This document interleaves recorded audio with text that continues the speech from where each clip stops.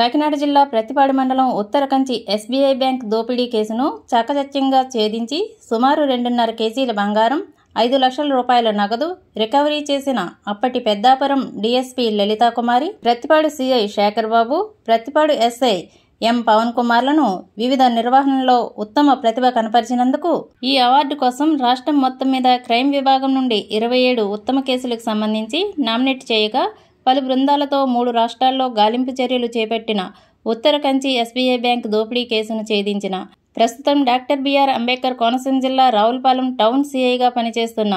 ఎం శేఖర్ బాబుకి అవార్డు రావడం పట్ల పలువురు రాజకీయ నాయకులు, విద్యావేత్తలు, కాంట్రాక్టర్లు అభినందించారు. ఇందులో భాగంగా ఉమ్మడి తూర్పుగోదావరి జిల్లా Visalaandhra TV staff reporter Satti Balakrishnamurthy, ఫోర్సెచ్ TV bureau Srinivas Goud, SDS staff reporter బాలకృష్ణలు పుష్పగుచ్చాలు ఇచ్చి అభినందించారు.